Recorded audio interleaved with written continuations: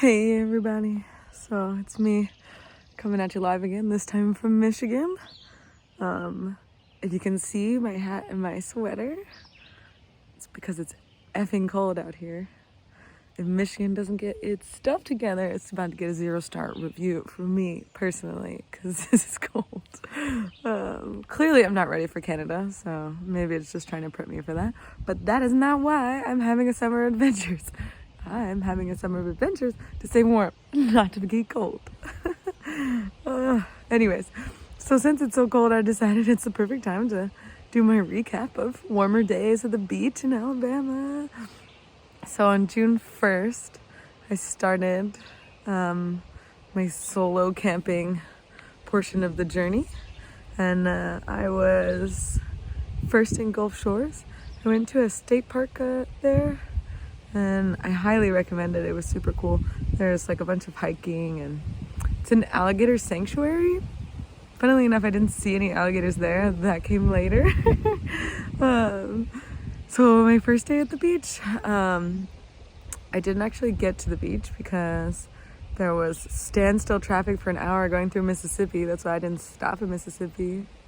But then I got to camp kind of like right as it was about to sunset, so I set up everything as it was like just about getting dark, and then I had like 10 mosquito bites and I was like, oh my god, I remember now. So your girl was out here without even any bug spray or nothing. I just had like bug bans. So I went straight to the store and I got a bunch of citronella candles and bug spray. Luckily, my canopy has a bug screen. Highly recommend that if you guys are ever camping in the South. Jeez, Southerners, I don't know how you do it. So I went to the store that day and regrouped. Because fun fact, you know what I was doing? Sleeping in my car. Do you know what I said I would do if I got hot? Crack a window. You know you can't do when there's bugs everywhere? Crack a window. So I also got a fan, so that way I can be not so hot in the car.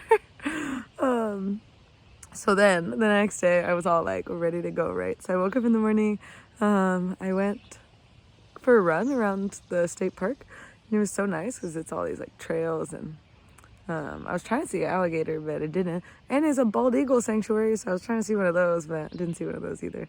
But they have all these cute little swings, and so you could kind of just like chill. And then after that I went and I ate some lunch, and then I went to the beach. So I was determined to walk to this beach, right? On my way out of Louisiana, I got a whole gallon of daiquiri. So I was like, it'll be easy. On the way there, it's gonna suck, but on the way back, it'll be super easy and it'll be lighter. But apparently, most people at the state park don't really walk to the beach. They either drive because you get free parking, or they like rent a bike. But I hate biking, so that was never gonna be it for me. Ooh, the wind is following me everywhere. So like literally as I was walking to the beach, I mean I didn't have that much stuff. I just have like a little like tote, but it has a cooler bottom. So I was carrying that, and I had a backpack on. And this one guy was like, wow, you're determined. I was like, yeah, I am determined not to drink and drive.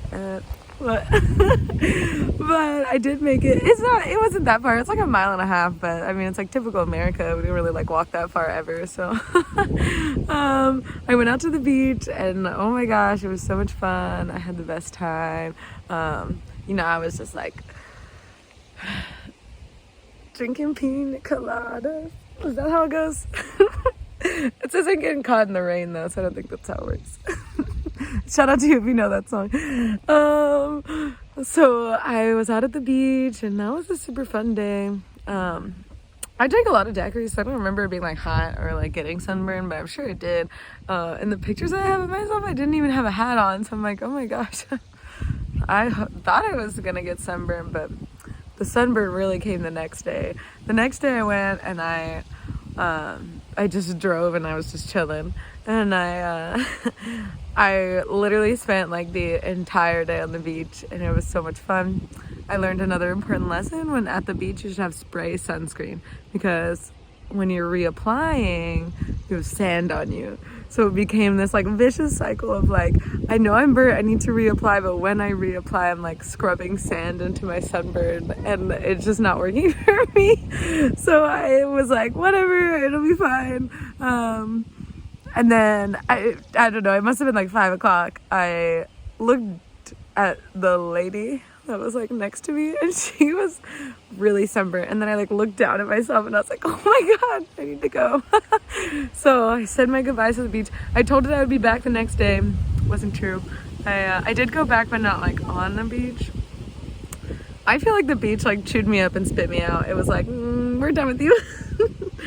At the beginning of the beach was like, I'm just gonna live here the whole summer, like F the trip, I'm just gonna be at the beach the whole time. But then I realized that the beach is a lot of hard work. I love the beach, I still love the beach, I'm always gonna go to the beach whenever I can, but it is a lot of work. Like the dads that I saw like wheeling these wheelbarrows just full of stuff like all the way off the beach, like that looked like torture. One day my kids are gonna carry their own stuff. I don't know, that was a lot of work. But anyways, so the beach was my muse. I literally just hula hooped out there like the entire time. And then after the beach, the next day I did go back, but that's what's cool about this state park is you get free parking at the beach, and then you also get free parking at the fishing pier. And apparently you have to pay to get on the fishing pier, but not if you stay at the state park.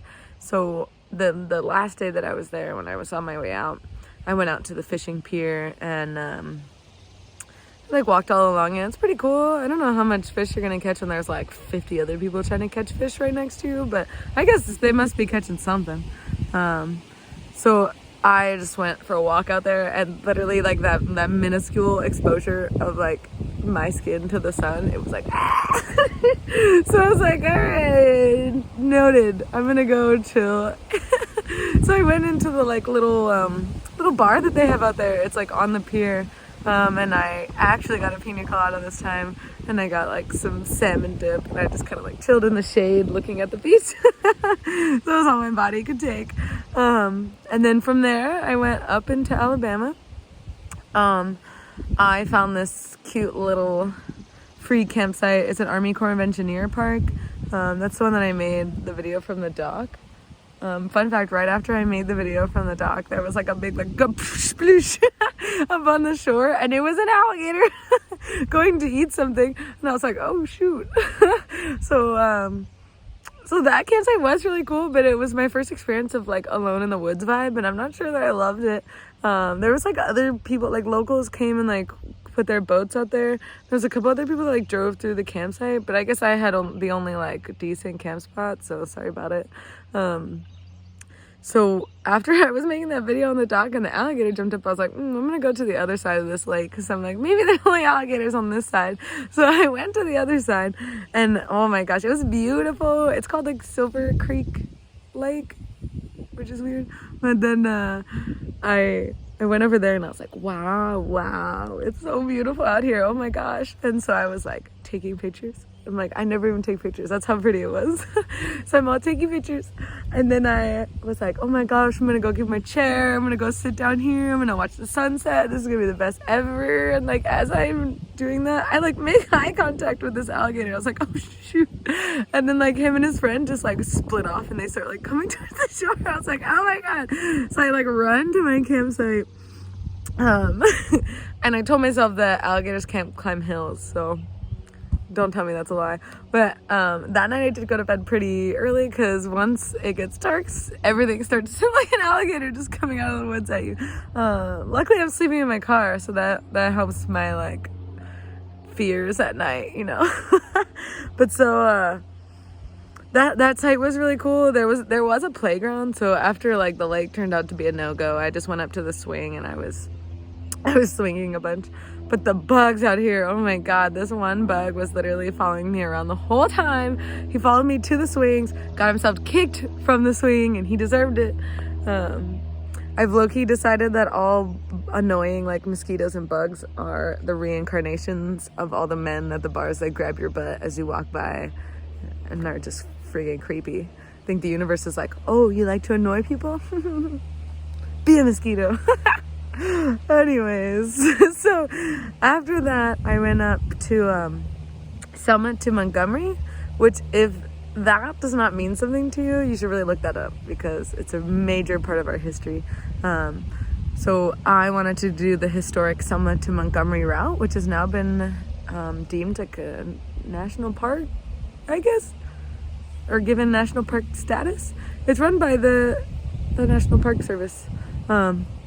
So there are 3, what are they called? Interpretive centers. One in Selma, one at the halfway point, and then one in Montgomery. And I recommend you go to each one. Right now, the Selma one is only the bookstore is open, but the other ones are all open, and you can go in, and it's kind of a museum, and you can learn about the civil rights history there. There were 3 walks or attempts to walk from Selma to Montgomery, which if you don't think that the racism is a problem in our country, I'd like to point out that the bridge that they crossed is still named after a KKK grandmaster. So there was Bloody Sunday, which was unsuccessful, and y'all, they literally had police officers out there with barbed wire wrapped around their clubs, and it wasn't just police officers, it was your local KKK white militia that are still around here today. While I'm doing this route from Selma to Montgomery, there's signs for the first Confederate White House. As if that didn't need to be burnt to the ground at some point. But anyways, the South will make you a little bit mad learning about the history, I think. So I went, that was a really great experience. Everybody should kind of do some learning on that. I recommend the March series by John Lewis, so you can kind of get a general idea of what went on there. But it was very humbling to kind of go and see that and realize that the stuff that people have done to other people in this country is just depressing. To really put some context in it, I had never thought about it this way, but the Voting Rights Act was 1965. The halfway point on this route is to commemorate Tent City, which you've probably never heard of. But after they passed that Voting Rights Act, a lot of black citizens were kicked off their lands by white owners. They literally had to live in tents, like giant tents. Not the tents that we have of today, the really thick, like military. If you're in the military, apparently this is the same kind of tents that you guys used. And they literally lived there for 2.5 years, which is 1967 at least, which is not that long ago. So racism is alive and well out in the South. If there's people that are still alive today that lived in the tent city, there's people that are still alive today who made those people live in the tent city. So it's just something everybody really needs to educate themselves. I'm trying to do it a lot on this trip. But yeah, Selma to Montgomery, look at that up. Learn about that significance if you don't know what it is. So after Selma to Montgomery, my favorite campsite so far, it's called Brush Creek Park. It's in like northeast Alabama. After the alligator incident, I was really like wishing on some sparkles that the next campsite was going to be really good. And I thank you, sparkles. So it had showers, hot and cold, not using the cold obviously, and it had this, it was on the Tennessee River. So how funny, every time I've been on the river, it has not been in the state that it is. I was in the Illinois River in Oklahoma, and then it was Tennessee in Alabama, and then later it was Ohio in Illinois and Indiana, but not Ohio. So anyways, here at Brush Creek, it was really great. I set up camp, and it was like right on the river. There was bathrooms, and it was right by Planet Fitness. I took my little boat out, my little inflatable boat, and I was just kind of chilling out there in the river. All the old guys at the park loved it. They thought it was super funny that they were like, "Oh yeah, I saw you out there. That looked like fun." Yeah, so I was out there, and I was literally just chilling. I wasn't trying to go anywhere. I was just like floating. Luckily, I was like in this little like river bend, so then it like wasn't really moving. So I was just chilling out there. I was a little scared of alligators, but then I just kind of decided, if an alligator eats me out here, then what a way to go. I'd rather do that than something boring. So then, and then it started to rain on me. So I went back into shore and I ate some soup, and then it stopped raining and I went back out. Earlier in that day, I forgot, when I woke up, I was drinking some coffee, and there was this local guy came out to fish, and he was super cute. He was the grandfather of the guy that was working at the park. So he knew that I was by myself, and he went to come like chat with me. And he gave me some coffee, and we were just drinking coffee while he fished, and he caught a catfish. That was super cool. I just got to know a local. It was really fun getting to know him, and he was telling me about this wall that was built that I did go see, and I'll tell you guys about that in a little bit. And it was interesting to hear. I'm pretty biased against people in the South. I think that all of them are racist, until they prove that they're not racist, right? And this guy, he was really awesome when he was talking about that wall. He was like, I don't see why all of us couldn't have just lived together in the land. And I've just never heard that like from that generation in that part of the country. And it was like, he brought it up. He brought up the whole discussion. He brought up how he felt about it, and that was how he felt about it, and restored my faith in humanity just a little bit, especially in American humanity. But he was super nice, and he gave me some good advice. And once it was done fishing, he just kind of head out. We were talking about how him and his wife should buy a van and start living like I was living, since they're both retired now. So I hope he does it. And then while I was talking to this guy, I met another guy. He drove by in his truck, and it was the Mississippi Redneck painted on it. And he set up a little fire a couple of campsites away, and he was inviting us to go hang out with them later. After I got done with my boat, I did go hang out with him, and there was a couple other older guys over there. It was really fun to hang out with them. They're all retired. They all just like fish and camp, and they do it as much as they can. Everyone tells me that they don't go home unless it's too bad to camp. I'm like, that's a good lifestyle. And it was also interesting to hear from them. I always assume that like the older generation gets annoyed by like us playing our music and like being loud and stuff. But it was funny because Redneck was complaining that it was just too quiet. He was like, it's unnatural. There's no fires. There's no music.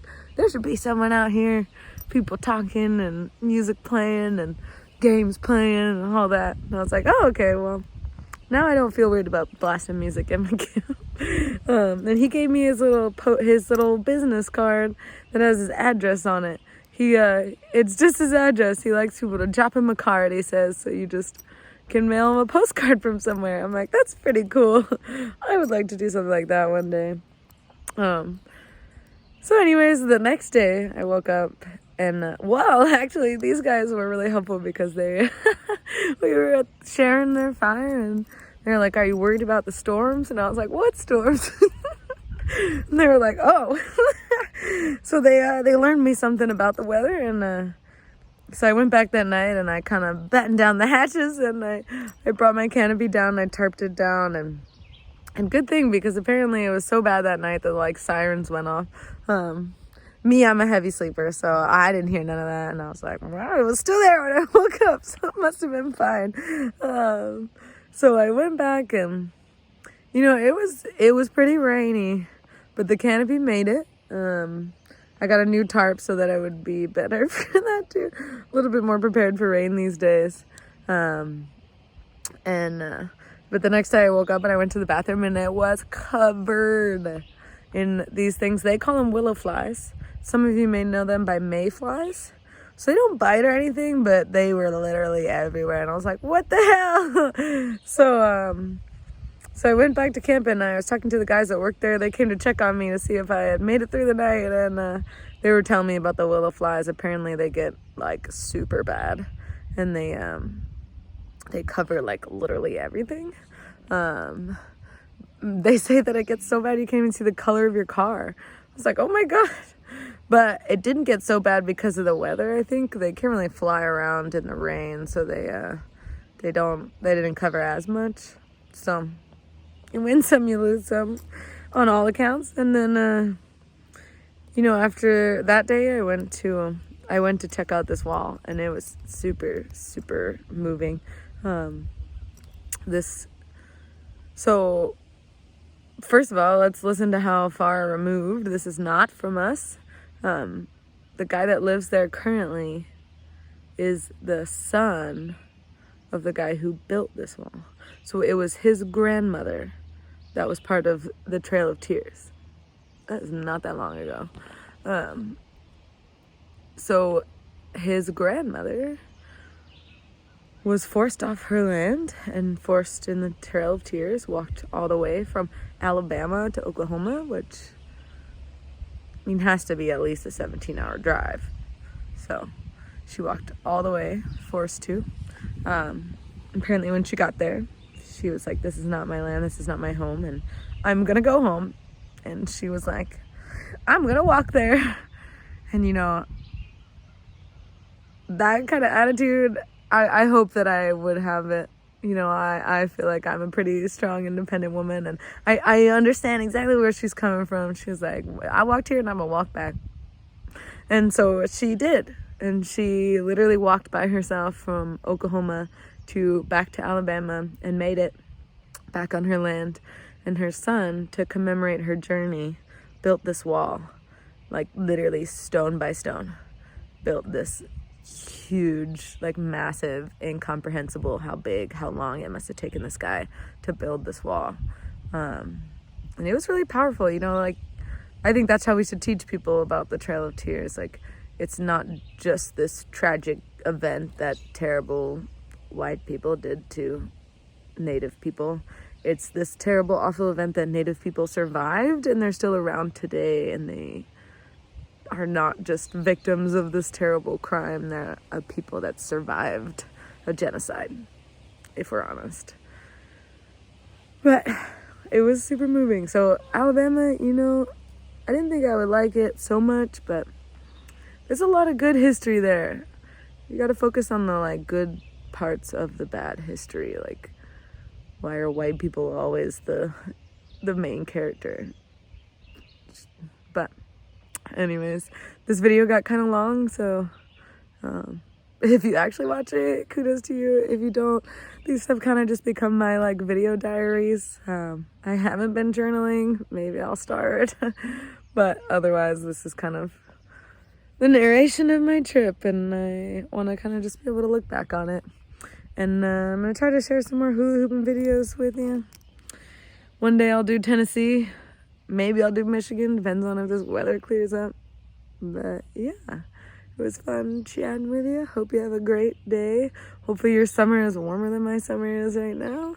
And don't forget, it's almost my birthday.